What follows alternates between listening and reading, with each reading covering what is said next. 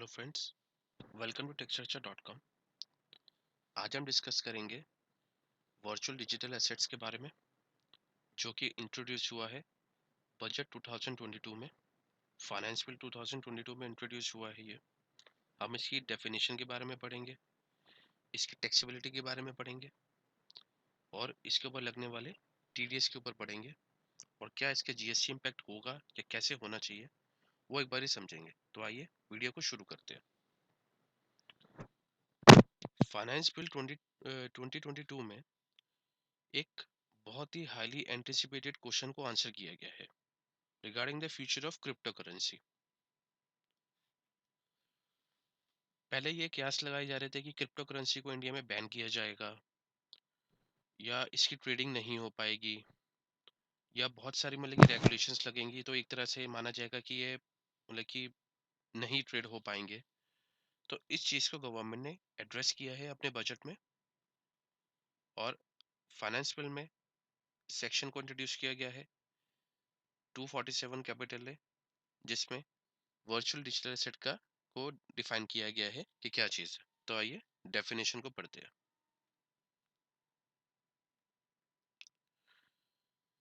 आपकी जो डेफिनेशन कहती है, प्योरली ये फाइनेंस बिल से उठाई गई है डेफिनेशन।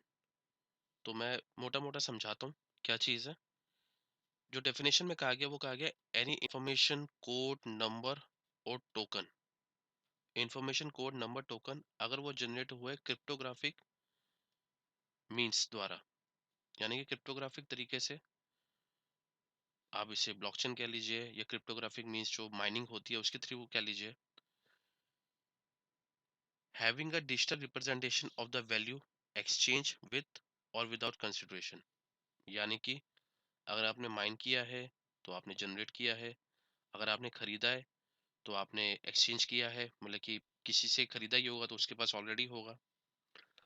विद द प्रॉमिस और रिप्रेजेंटेशन ऑफ इनहेरेंट वैल्यू, बोले तो अगर आप लीजिए एक बिटकॉइन, आजकल डॉलर्स में उसका वैल्यू है 50,000 या 40,000, जो भी डॉलर चल रहा है उसका प्राइस। 2011 में कुछ और प्राइस था, 15 में कुछ और प्राइस था, 21 में कुछ और प्राइस था, 2022 में कुछ और प्राइस है। और function as a store of value और a unit of accounts including its use in any financial transaction investment. यानी कि आप इसको फाइनेंशियल ट्रांजेक्शन के तौर पे भी यूज कर सकते हो या इन्वेस्टमेंट के तौर पे भी यूज कर सकते हो, और इसको ट्रांसफर, स्टोर और ट्रेड इलेक्ट्रॉनिकली कर सकते हो। इसे आप कहेंगे वर्चुअल डिजिटल एसेट, जिसमें क्रिप्टोग्राफी क्रिप्टो करेंसी आ गई बेसिकली। दूसरा आपका आता है नॉन फंजिबल टोकन एनएफटी और एनी अदर सिमिलर टोकन। तीसरा आपका आता है एनी अदर डिजिटल एसेट जो कि गवर्नमेंट नोटिफाई करे इन द फ्यूचर। तो ये diagrammatic representation, information code, NFT later to be notified by the central government. Flexibility की बात करते हैं। सिंपल फार्मूला जैसे होता है, sale consideration less cost of acquisition is equal to gain. Tax कितने में लगेगा सर? 30% पे। अब इसमें पॉइंट टू बी कंसीडर आ जाता है no reduction of any expenditure except the cost of acquisition allowable under the act which is related to the acquisition of the virtual digital asset। अब कॉस्ट ऑफ एक्विजिशन के अलावा कोई और expense नहीं मिलेगा आपको, कोई और नहीं मिलेगा। अब अदर एक्सपेंडिचर कैसे हो सकते हैं? फॉर एग्जांपल मान लीजिए ट्रांजैक्शन चार्जेस हुए या जो क्रिप्टो एक्सचेंज के थ्रू आपने खरीदा उसके चार्जेस हुए, तो यही चार्जेस हैं जो समझ आते हैं कि हाँ इसका खर्चा नहीं मिलेगा आपको वाइल कैलकुलेटिंग द गेन। और अगर फॉर एग्जांपल आपने खरीदा एक वर्चुअल डिजिटल एसेट, खरीदा है आपने फॉर एग्जांपल 10,000 रुपये का, बेचा आपने 9,000 रुपये का, 1,000 का आपको लॉस हुआ, तो उस केस में 1,000 का लॉस का आपको किसी के साथ कोई सेट ऑफ नहीं मिलेगा, ना ही ये अगले साल में कैरी फॉरवर्ड होएगा। यानी कि जो आपने खरीदा बेचा वो इसी साल में ये असेसमेंट होगी उसकी, इसी साल में आपको डिक्लेयर करना है, उसके अलावा आप नेक्स्ट ईयर में कैरी फॉरवर्ड नहीं कर सकते। अगर लॉस है तो लॉस आपका है सर, किसी अब दूसरे हेड से उसको एडजस्ट नहीं कर सकते। अब बात करते हैं टीडीएस की, जो कि एप्लीकेबल होगा 1 जुलाई 2022 से। सेक्शन में कहा गया है, a person responsible for paying any sum to a resident by way of transfer of the virtual digital asset, वो टीडीएस काटेगा 1% पे। यानी कि अगर कोई बंदा आपको मतलब कि बेच रहा है अपना वर्चुअल डिजिटल एसेट, और उसकी एक जो आपकी स्पेसिफाइड वैल्यू थ्रेशोल्ड लिमिट से ऊपर जा रही है, तो उस केस में आप 1% टीडीएस काटोगे।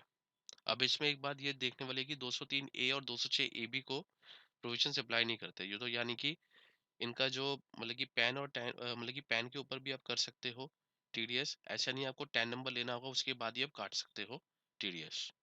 तो पैन के बेस पे ये हो सकता है। अब इसमें एक एक्सेप्शन रखी गई है। एक्सेप्शन कह लीजिए, थ्रेशोल्ड लिमिट कह लीजिए।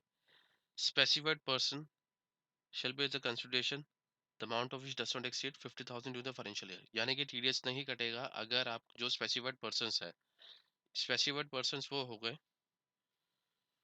इंडिविजुअल और एचयूएफ हो गए, जिनका टोटल अगर वो बिजनेस में है तो उनका टोटल सेल ग्रॉस रिसिप्ट और टर्नओवर 1 करोड़ से ज़्यादा नहीं है, और अगर वो प्रोफेशन में है तो उनका 50 लाख से ऊपर नहीं है gross receipts during the financial year in which such virtual digital asset is transferred.